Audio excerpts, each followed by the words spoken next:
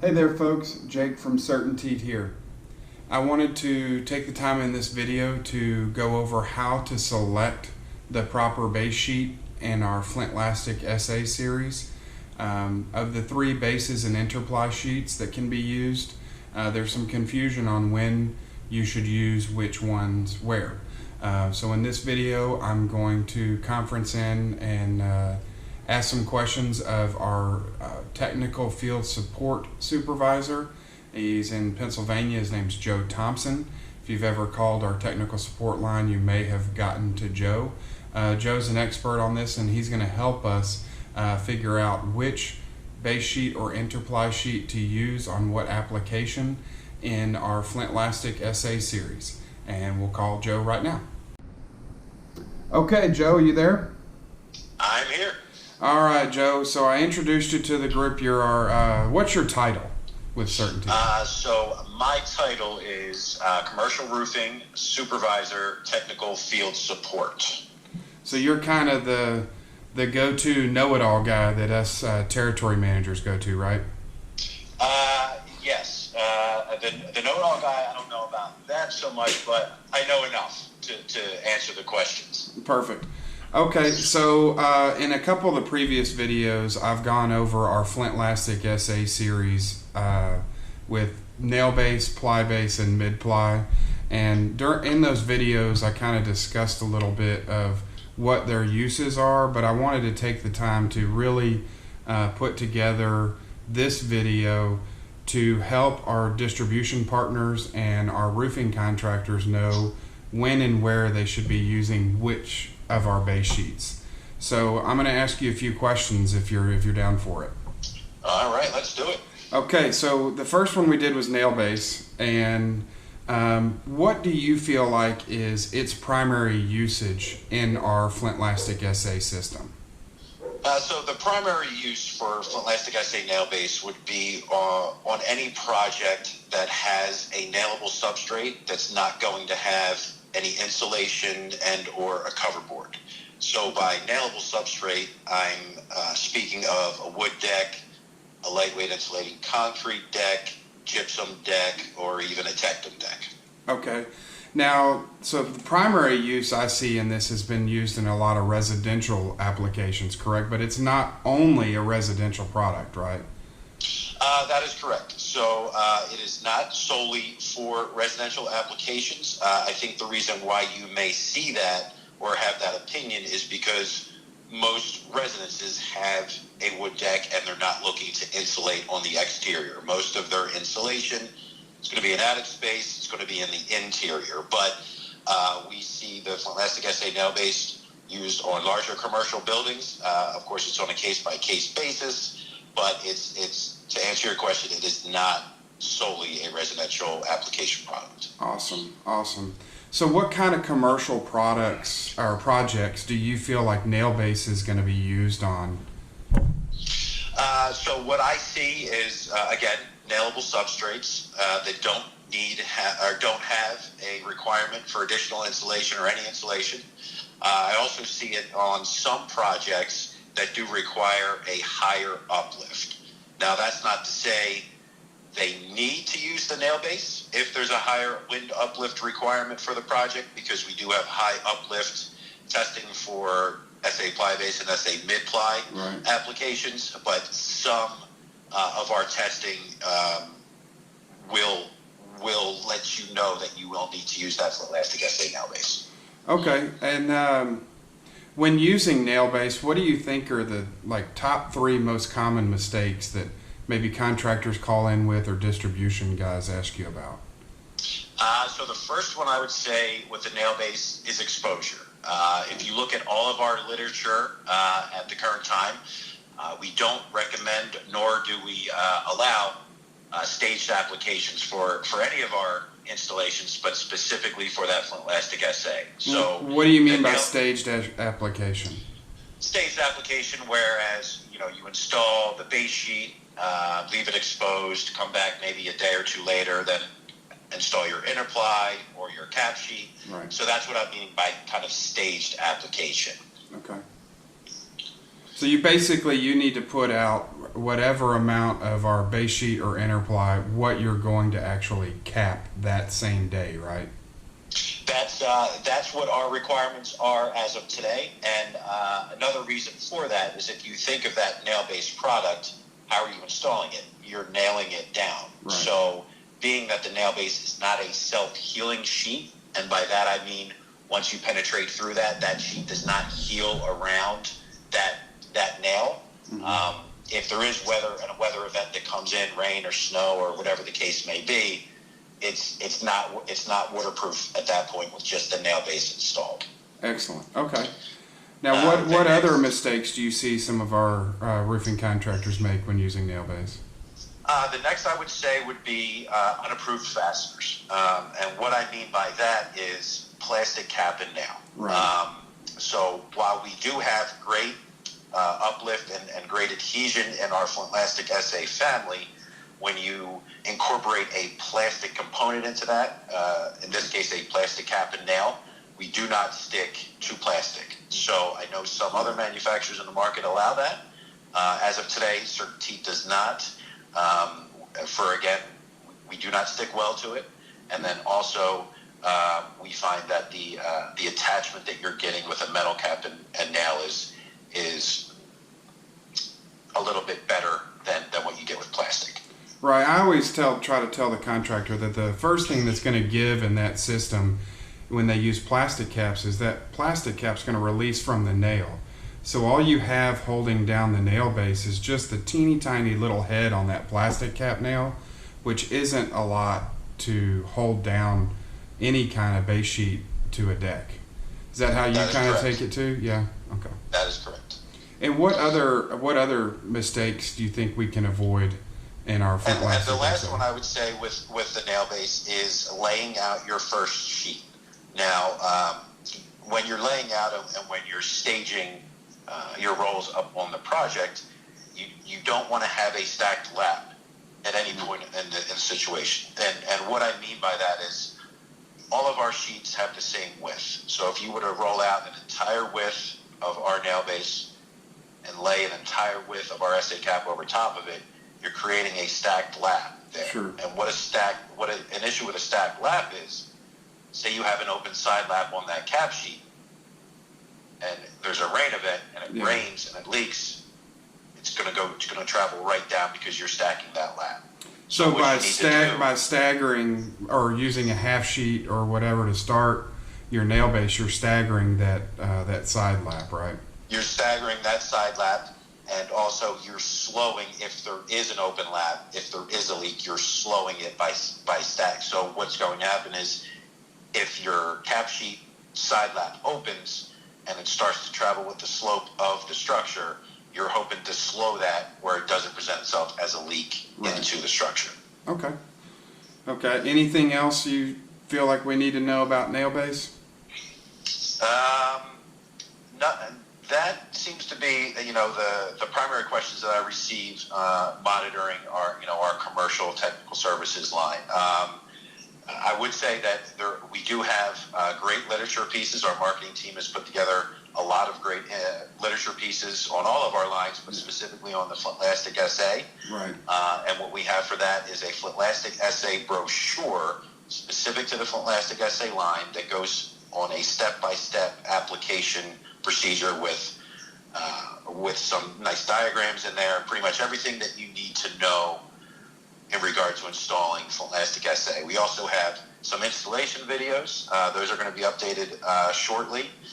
And also we're going to be launching some live details in the very near future as well. Yeah, I've seen a lot of that stuff come through, and I noticed too, even on like the boxes on the ply base and mid ply, there's installation instructions on there. So we provide a lot of information to the contractor with the ability to help them do it right. That is correct, and that is something that I did neglect to mention. So installation instructions on the box, so you have that. You're not having to pull up anything on your phone or bring the brochure. Installation guidelines are printed directly on those boxes. Okay. So Joe, speaking of ply base and mid plies boxes, I did do a video about ply base and mid ply, and I'd like to get into those two as well. So there's some confusion for some of our distribution partners on ply base and mid ply, which ones to use where and what are their primary uses. Can you tell us a little bit about ply base and mid ply and what their primary uses are? Sure, and with the ply base and mid ply, I'm going to speak as if extended warranty.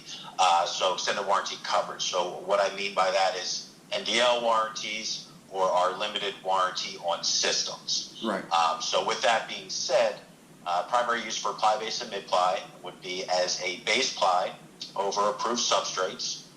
So things such as a primed concrete deck that does not have any insulation that's going to go down. Right. A gypsum cover board, or our Flintboard ISO line of products. So that includes Flintboard ISO, our Flintboard ISO Cold, our Flintboard ISO T, which is our tapered offering, and then also our Flintboard HD ISO board. Okay. Additionally, on top of that, these products can also be used as an optional interply over Flintlastic SA nail base. So it can be used in conjunction with nail base. Correct. Okay, perfect. Now, I've seen that, one thing I wanted to clear up was nail base is designed to be an anchor sheet, right? So it's not really bringing much to the party on the warranty side of things. Correct. So how we determine warranty term is by unpenetrated layers of roofing. So in the situation of a nail base, that is, as you stated, an anchor sheet. So basically, you're putting that down and you're installing that to build the system atop of. So again, from extended warranty standpoint, a wood deck, a lightweight deck, you're putting down a component which then you can self-adhere our optional interplies or our SA cap to. Okay. So mid-ply and ply base are self-adhered base sheets or interply sheets. Why would one choose mid-ply over ply base or ply base over mid-ply? How would you go about choosing one of those items? Well, the easiest way I can say for that is for warranty term. So SA ply base is a 2 square roll. SA mid-ply is a 1 square roll. The SA mid-ply is thicker and heavier than the ply base. So if you're looking to get an extended warranty term, so 20 or 25 years, and you're looking to have it in a 2 or a 3 ply system, mid-ply will kind of get you there faster than ply base. That's not to say that ply base can't get you a 20 or 25 year warranty, but if you're looking at an application where there's multiple layers of insulation with the top layer being adhered, a mid-ply and an SA cap can get you a 25-year warranty, whereas if you did ply base and mid-ply, it would not qualify for the 25-year term. Right. So like our residential guys, what we're talking about is basically the weights of the self-adhered, the fully self-adhered system layers, right? So our guys in residential think of the heavier weight or layers that are in the residential system, the more years warranty coverage you get, and that kind of applies here with both ply base and mid ply, right?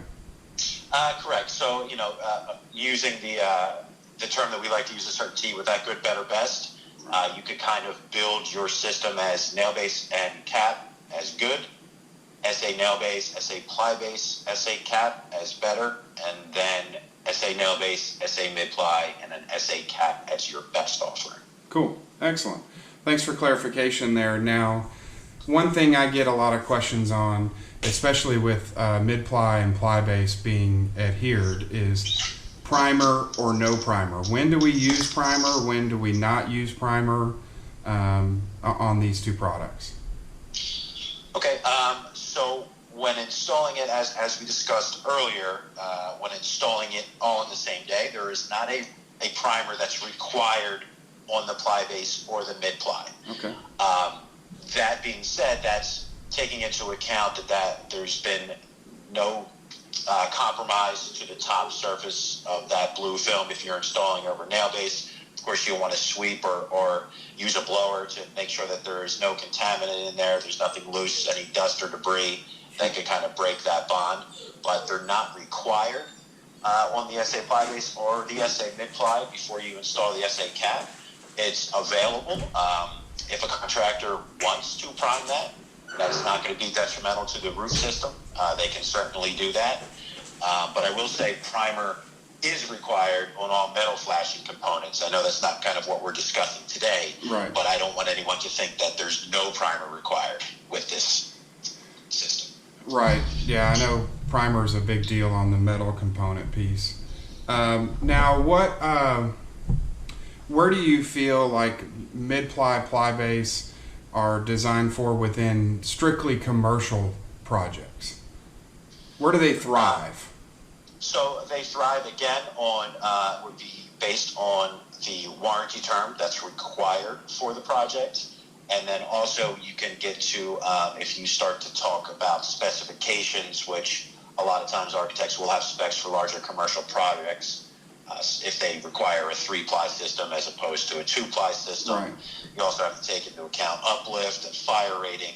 But again, not strictly for commercial projects, but basically kind of advice I can give is to kind of look at all the project requirements and then talk to yourself or me at the corporate office, and we can kind of build you the system that would meet those requirements. Excellent.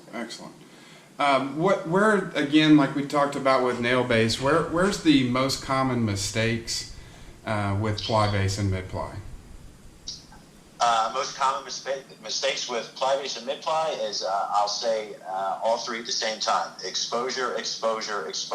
Yeah. So at this time, again, we do not recommend installing the ply base or the mid ply and having it be left exposed to the elements.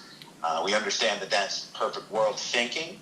Right. If it is a situation where there's a construction delay or there's a weather event that's coming in, and you do have the ply base, the mid ply or the nail base exposed, and you can install that granulated SA cap sheet, you would need to have it tarped, wait for that delay to be over, come back, remove that tarp, and inspect that blue film. Make sure that there's, none of the blue film has released itself, because in this system, the adhesion to that blue surface gives us the strength right. of that self-adhered system. Okay. And also, just one other thing, on a 2-ply or a 3-ply, same applies for that stacked lat mentality. So there is a starter strip. You always, if it's a 2-ply system, you want to start with a half width. If it's a 3-ply system, your base layer will be 2/3 width. Right. Your interply will be half, and then your cap sheet will always be full, because that is a manufactured line. So that's why you don't want to cut that in the field. Sure. Okay. So in distribution, they've become kind of the product experts the second they start in distribution on inside sales.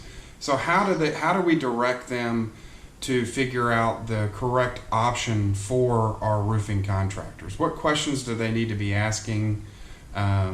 Those kinds of things. So first questions that I would ask, which is the same thing when I get a customer calls in on the 800 number and they're interested in the Flintlastic SA line. Right. A couple questions I ask right away are, what's the deck type on the structure? Right. So like plywood, Yeah, plywood, yeah. steel, lightweight, concrete, whatever the substrate may be. Are you planning on having any insulation and or a cover board installed on the exterior of that substrate? Okay. And then finally, what's the warranty term you're looking for? Okay. Now, how do we get our roofing contractors to sell more mid-ply? Is it strictly in the warranty coverage to the homeowner or to the building owner? Warranty coverage, and again, using that good, better, best mentality, and it's always good to have kind of three options. So Okay. you have, you're good, and that costs this much, better costs this much, Right. best costs this much. And again, trying to say unpenetrated layers of roofing and speaking to the thickness of that mid-ply product. Okay. And there is one other thing, Jake, if I could go back to the last question, just kind of a nice little tip and trick here, because we do get this question a lot. If it is a 2-ply application, meaning SA nail base and SA cap that's sold, Right. ply base or mid ply should be offered depending on the size of the project, because you do need self-adhered flashing strips for all of your details. So that's just kind of an add-on that I'd like to so anytime there is a nail base and cap sheet for any of the flashing details, they're going to need to have at least some version of either ply base or mid ply, is what you're saying, right? Correct. Okay. Now, so basically that answers my next question, which was, should distribution be stocking all three of these base sheets and Interply sheets? And based on that, I think the answer is yes, because we've got a lot of roofing contractors who do sell on the good, better, best system, and there are some guys that do sell on the best quite a bit. So I think they kind of need to have all of them, right? Well, I would say, nail base and cap, and either ply base or mid ply, and that would be a determination that's probably going to be each location would make its own kind of decision on that. If they're in an area where it's very spec driven, and it's larger commercial projects, and they're going to need 20-year warranties, I would suggest mid ply be stocked there. Sure. But again, and also have an open conversation with their customers that are utilizing our Flintlastic SA system and see what they would like to have stocked, and then they can make the decision from there. Okay, Joe, I want to thank you for your time putting together these silly videos for my contractors, and I thank you very much. Absolutely, Jake. You have a good one. All right, you too. Bye. Bye. All right, guys, so that was Joe Thompson, who is, again, supervisor in CertainTeed Commercial's technical field support team. He's based out of Pennsylvania. He can be found on our 100 number for technical support. He's a great resource for me and can be for you. Thank you for your time today. I appreciate it, and stay safe.